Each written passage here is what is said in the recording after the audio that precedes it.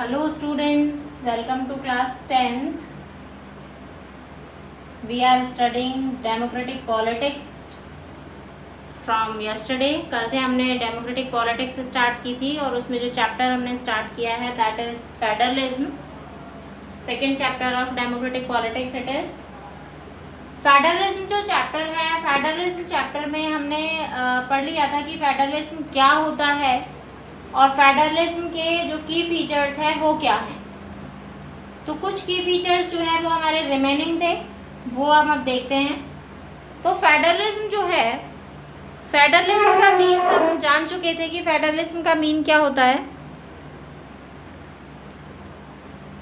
Federalism के meaning में हमने पढ़ा था कि जो टू लेवल ऑफ गवर्नमेंट्स हैं वो किस तरीके से एक दूसरे को बाउंड करती हैं या फिर किस तरीके से एक दूसरे में जो भी हेल्प है वो करती हैं, पावर्स डिवाइड कैसे होती हैं. तो की फीचर्स में इसमें हमने आपका पढ़ लिया था कि टू लेवल ऑफ गवर्नमेंट होता है, जुरिडिक्शन एरिया होता है हमारा, ये डिफरेंट चीज़ें हमने पढ़ ली थी. अब एक की फीचर आता है हमारे पास फंडामेंटल चेंजेस. फेडरलिज्म में फंडामेंटल चेंजेस जो होता है यानी फेडरल कंट्रीज जो होती हैं वहाँ पर अगर आपको कोई भी फंडामेंटल चेंज करना है, यानी कि आपको मान लीजिए कोई कॉन्स्टिट्यूशन में चेंज करना हो, आपके पास कॉन्स्टिट्यूशन जो आपका लिखा हुआ है, क्योंकि हमारा जो कॉन्स्टिट्यूशन है वो बहुत पुराना लिखा हुआ है. कॉन्स्टिट्यूशन बार बार तो लिखे नहीं जाते. कॉन्स्टिट्यूशन जो है वो बहुत टाइम पहले का लिखा हुआ है और वो जो कॉन्स्टिट्यूशन है अगर उसमें ऐसी कोई प्रॉब्लम आती है कि जो आपकी करंट सिचुएशन है, करंट सिचुएशन में आपके पास कोई भी ऐसा रूल है, ऐसी कोई रेगुलेशंस हैं जो कि आपके आज के टाइम के अकॉर्डिंग सेट नहीं हो रही है और वो किसी काम की भी नहीं है, तो आपको उसे चेंज करना है या फिर उसमें कोई करेक्शन करना है. तो ऐसे फंडामेंटल चेंजेस के लिए, ऐसे अमेंडमेंट के लिए क्या होगा, दोनों की दोनों जो लेवल ऑफ गवर्नमेंट है, level of government, both level of government, ये दोनों ही क्या होंगे, इसके लिए रिस्पॉन्सिबल या इसके लिए एबल होंगे. इन दोनों की ही ज़रूरत होगी. यानी कि कोई एक लेवल ऑफ गवर्नमेंट जो है वो कॉन्स्टिट्यूशन में चेंज नहीं कर सकती.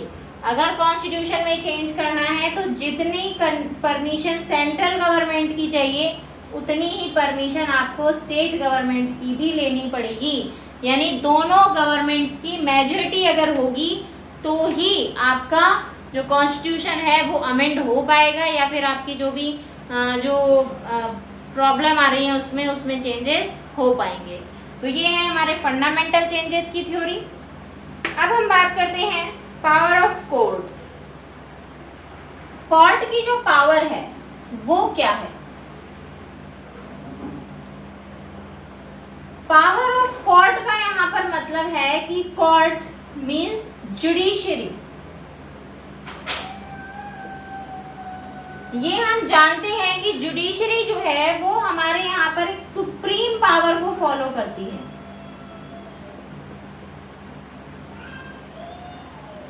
जुडिशरी हमारे यहाँ पर एक सुप्रीम पावर को फॉलो करती है, यानी कि जुडिशरी जो है उसकी बात को कोई भी नेग्लेक्ट नहीं कर सकता. तो यहाँ पर हम बात कर रहे हैं पावर ऑफ कोर्ट जो है, फेडरल जो कंट्री होती है यहाँ पर भी कोर्ट की पावर होती है कि वो दोनों लेवल, वो सेंट्रल लेवल पर भी क्या कर सकती है, इंटरफेयर कर सकती है और स्टेट लेवल की गवर्नमेंट में भी वो क्या कर सकती है, इंटरफेयर कर सकती है. अगर चाहे गवर्नमेंट, अगर चाहे तो क्या कर सकती है, दोनों ही लेवल ऑफ गवर्नमेंट पे उसकी इंटरफेरेंस हो सकती है. यानी कि अगर सुप्रीम कोर्ट को या हाई कोर्ट को अगर ऐसा लगता है कि स्टेट में या कंट्री में कोई भी ऐसे डिसीजंस दिए गए हैं या फिर कंडीशन खराब हो गई है, तो उन दोनों कोर्ट जो है it has the power to interference the central and state level governments decisions. इन दोनों के डिसीजंस में कोर्ट इंटरफेयर कर सकता है. बात करते हैं सोर्सेज ऑफ रेवेन्यू की. दोनों ही लेवल की जो गवर्नमेंट है इनके जो रेवेन्यू सोर्सेज हैं, सोर्सेज ऑफ रेवेन्यू,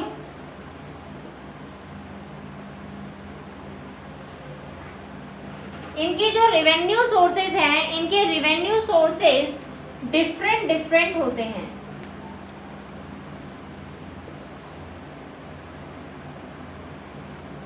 यानी इनको डिफरेंट डिफरेंट एरियाज से क्या मिलती है, रेवेन्यू मिलती है।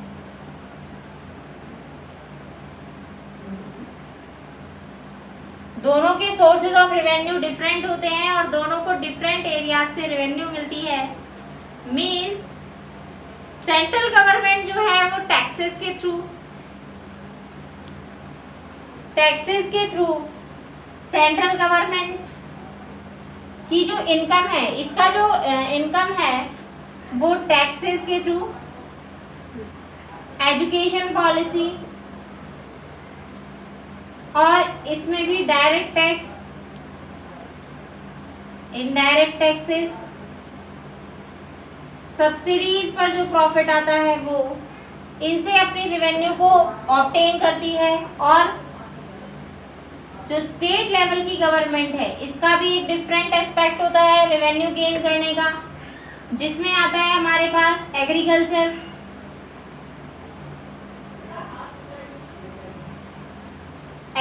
है, वहाँ का ट्रेड एंड कॉमर्स है, बिजनेस अथॉरिटीज हैं, इन सभी से रेवेन्यू ऑब्टेन कर सकती है कौन, स्टेट गवर्नमेंट। ये एक की फीचर है फेडरल कंट्रीज का।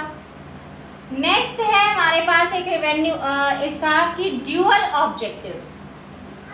फेडरल कंट्रीज जो होती हैं, देखिए फेडरल कंट्रीज जो हैं, इसमें हमने जो पढ़ा है फेडरल कंट्रीज के बारे में, उससे हमें अब तक ये तो पता चल गया कि जो फेडरल कंट्रीज हैं ये क्या नहीं हो सकती, एरिस्टोक्रेसी नहीं हो सकती और यहाँ पर डिक्टेटरशिप भी नहीं हो सकती। मीन्स जो फेडरल कंट्रीज हैं वो मोस्टली किसको शो करती हैं,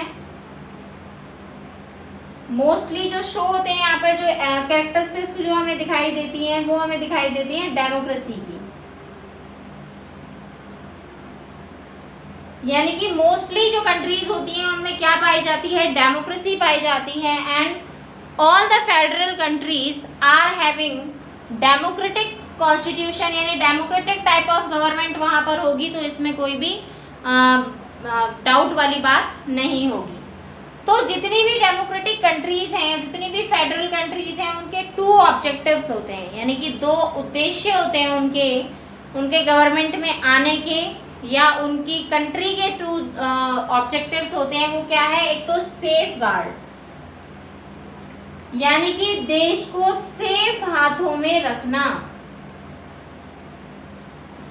सेफ गार्ड करना, यानी कि हमारा जो जनसाधारण है, जो कॉमन पीपल है, वो क्या हो, सुरक्षित हाथों में हो। इसीलिए इलेक्शन कराए जाते हैं और जनता जिसे भी समझती है कि हाँ ये जो पर्सन है ये हमारे लिए ठीक है, तो उसे वो क्या कर सकती है, उसे वो अपने जो भी एज ए हेड इलेक्ट कर सकती है। तो ये हमारी डेमोक्रेटिक कंट्री का एक मोटिव है, सेफ गार्ड करना, यानी कि देश को सुरक्षित हाथों में रखना। Promote unity of the country, second जो एस्पेक्ट है ड्यूअल ऑब्जेक्टिव्स में वो है यूनिटी, कंट्री की यूनिटी को बनाए रखना, कंट्री की यूनिटी को बनाए रखना, यानी कि सभी जो पर्सन्स हैं वहाँ के वो सब कैसे रहें, एक साथ यूनिटी से, ब्रदरहुड से, फ्रेटर्निटी से रहें। और यूनिटी कब बढ़ेगी, जब इनके अंदर क्या नहीं किया जाएगा, डिस्क्रिमिनेशन नहीं किया जाएगा, जब इनके अंदर कोई डिस्क्रिमिनेशन ना हो, all people are equal before law.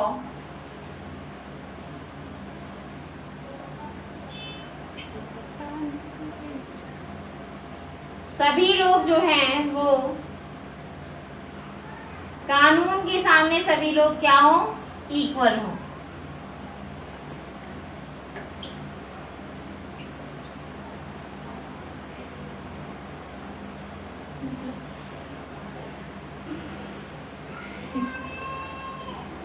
सभी लोग इक्वल बिफोर लॉ हो। तो ये 2 ऑब्जेक्टिव्स होते हैं। तो इस तरीके से हमने क्या पढ़ा, हमने ये पढ़ा इसके बारे में कि एक फेडरल कंट्री के अंदर कौन कौन सी क्वालिटीज होती हैं, कौन कौन से की फीचर्स होते हैं। अब हम देखते हैं इसमें 2 एस्पेक्ट्स आपको बताए हैं कि कोई भी फेडरल कंट्री जो है उसके 2 एस्पेक्ट्स होते हैं। एक तो वो है mutual trust and agreement to live together. Mutual trust का मतलब है लोगों को एक दूसरे पर विश्वास हो, लोगों को एक दूसरे पर क्या होना चाहिए, ट्रस्ट होना चाहिए, विश्वास होना चाहिए, तभी जो कंट्री है वो कैसे चल पाएगी, प्रॉपर चल पाएगी। सेकंड है agreement to live together. Agreement होना चाहिए साथ में रहने का, यानी कि लोगों को एक साथ रहने का, एक साथ प्यार से रहने का, भाईचारे से, फ्रेटर्निटी ब्रदरहुड से रहने का सोचना चाहिए, और यही उनका तरीका होना चाहिए रहने का। ये क्वेश्चन कई बार आ चुका है एग्जाम में, 1 मार्क में आता है कि what are the 2 aspects of federalism, that is mutual trust and agreement to live together. बहुत ही एक सिंपल सी लाइन में दे रखा है आपको, कई बार स्टूडेंट्स इसको नेग्लेक्ट कर जाते हैं, बट एग्जाम में कई बार आ चुका है ये वाला क्वेश्चन, तो इसको ध्यान से पढ़िएगा। अब हम बात करते हैं, देखिए एग्जैक्ट बैलेंस ऑफ पावर की। हमने यहाँ पर फेडरलिज्म पढ़ लिया। फेडरलिज्म में हमने ये पढ़ा कि जो पावर है वो डिवाइडेड होती है। ये हमने पढ़ा कि फेडरलिज्म में जो पावर है वो क्या होती है, डिवाइडेड होती है।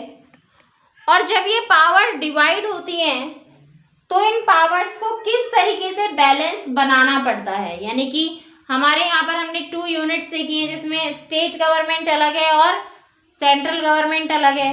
तो इनका जो एग्जैक्ट बैलेंस है, क्योंकि देखिए सेंट्रल गवर्नमेंट के पास अपनी पावर होती है और स्टेट गवर्नमेंट के पास अपनी पावर होती है, दोनों की डिफरेंट डिफरेंट जो पावर्स हैं। तो अगर दोनों ही अपनी मनमानी करने लग जाए तो क्या वो कंट्री प्रॉपरली मूव कर पाएगी? No, it's not possible. तो जो एग्जैक्ट बैलेंस ऑफ पावर है उसके अंदर 2 टाइप के फेडरेशंस आते हैं, यानी कि 2 टाइप की गवर्नमेंट आती है कि इसको किस तरीके से स्मूथली गवर्नमेंट को चलाया जा सकता है, फेडरलिज्म के थ्रू ही। यानी फेडरलिज्म यानी फेडरल कंट्री के अंडर में ही इसकी सारे क्वालिटीज को फॉलो करते हुए इन्हें हम इजीली क्या कर सकते हैं, मूव कर सकते हैं। जैसे फर्स्ट है कमिंग टुगेदर फेडरेशन। देखिए कमिंग टुगेदर फेडरेशन क्या होता है,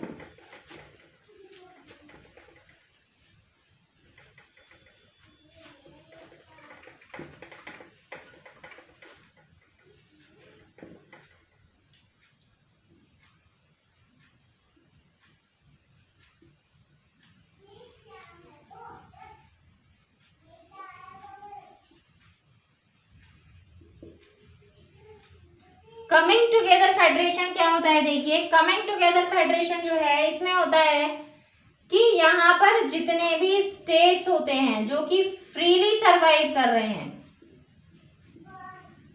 फ्रीली सरवाइव करने वाले स्टेट जो अपने आप में क्या है, फ्री है, मींस इंडिपेंडेंट है,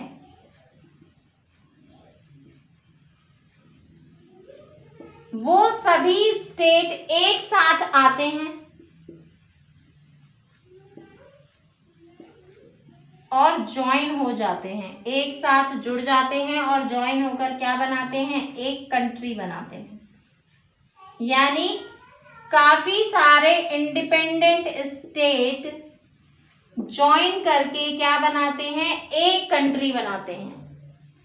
जैसे छोटे छोटे स्टेट्स हों और वो सारे मिलकर क्या बना लें, एक कंट्री बना लें, उसे हम कहते हैं कमिंग टुगेदर फेडरेशन।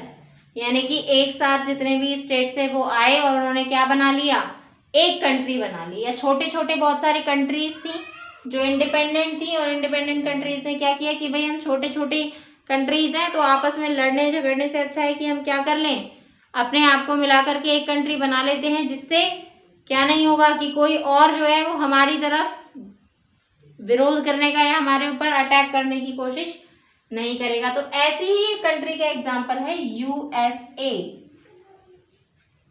नाम में भी लिखा हुआ है इसमें यूनाइटेड स्टेट्स ऑफ अमेरिका।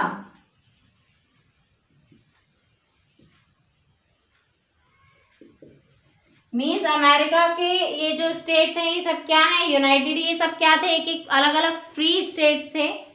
और ये फ्री स्टेट्स जो हैं वो एक साथ आकर के इन्होंने क्या बना ली है, अपनी अलग एक कंट्री बना ली और वो कंट्री अब सरवाइव कर रही है काफी अच्छे से, आप देख सकते हैं आज के टाइम में। तो यूएसए जो है वो काफी एक कमिंग टुगेदर फेडरेशन में आता है। इस फेडरेशन में स्टेट की जो गवर्नमेंट है वो अलग होती है, स्टेट भी फ्री होता है और सेंट्रल गवर्नमेंट भी फ्री होती है। यानी कि इन कंट्रीज में स्टेट गवर्नमेंट पर सेंट्रल गवर्नमेंट का कोई भी जो रूल है वो नहीं चलता, यानी कि सेंट्रल गवर्नमेंट चाहे तो इसको ऐसा नहीं है कि अपने इशारों पर नचा सके। स्टेट गवर्नमेंट जो है वो सेंट्रल गवर्नमेंट के रूल्स को फॉलो करने के लिए, स्टेट गवर्नमेंट सेंट्रल गवर्नमेंट के रूल्स को फॉलो करने के लिए बाउंड नहीं होती है। स्टेट गवर्नमेंट सेंट्रल गवर्नमेंट के रूल्स को फॉलो करने के लिए बाउंड नहीं होती है। तो ये होता है हमारा क्या, कमिंग टुगेदर फेडरेशन। इसका एग्जाम्पल है यूएसए, और एग्जाम्पल्स भी हैं, आप पढ़ लीजिएगा। नेक्स्ट जो इसका टॉपिक है एक और, वो है holding together federation.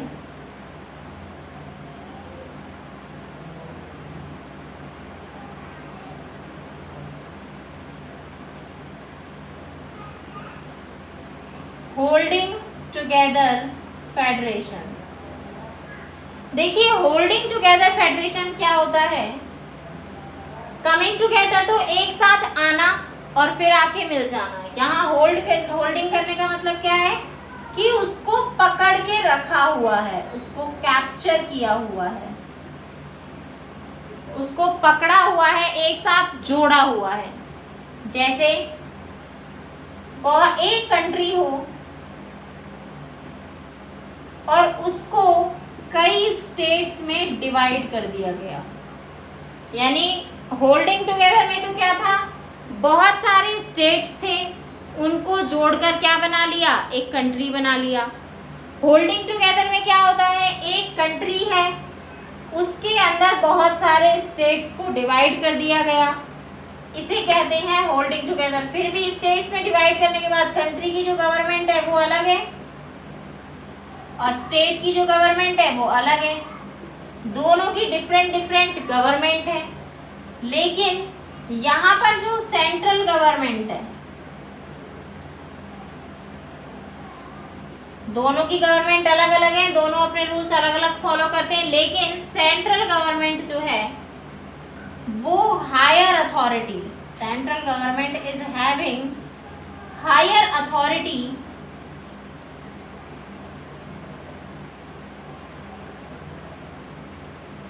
Central government के पास हायर अथॉरिटी होती है then the state government.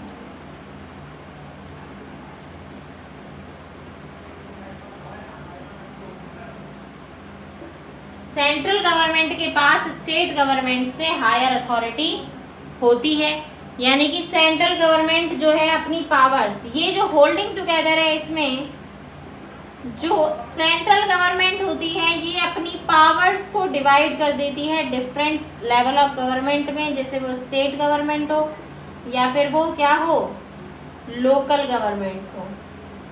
Central government अपनी पावर को इन दोनों में डिवाइड कर देती है। तो ये क्या होता है, स्टेट लेवल की गवर्नमेंट, लोकल गवर्नमेंट, इसे कहते हैं होल्डिंग टुगेदर। जैसे India, India is a very nice example of holding together federations, because in India there are two types of government, means main two types of government, central and state. Central government की जो authority है वो high है और state government जो है वो क्या है, इससे lower है। दोनों अपने अपने freely jurisdiction area को follow करते हैं, लेकिन अगर दोनों में डिस्प्यूट हो जाता है तो सेंट्रल गवर्नमेंट की बातों को ही माना जाता है, सेंट्रल गवर्नमेंट के एडवाइसेस को ही फॉलो किया जाता है। तो ये है हमारे पास holding together and coming together federation, दोनों अच्छे से आ गए होंगे आपको समझ में। अब हम बात करते हैं, नेक्स्ट टॉपिक है हमारा, ये जो मैं आपको चैप्टर पढ़ा रही हूँ, वीडियो देखने के बाद आपको क्या करना है, या तो आप पहले चैप्टर को पढ़ लीजिए, उसके बाद आप वीडियो देखिए, या फिर वीडियो देखने के बाद एक बार चैप्टर को रीड करेंगे आप।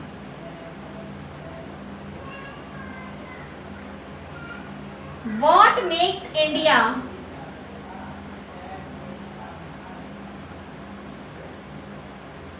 a federal country? इंडिया एक फेडरल कंट्री है, कैसे हम कह सकते हैं India is a federal country, how can we say that? देखिए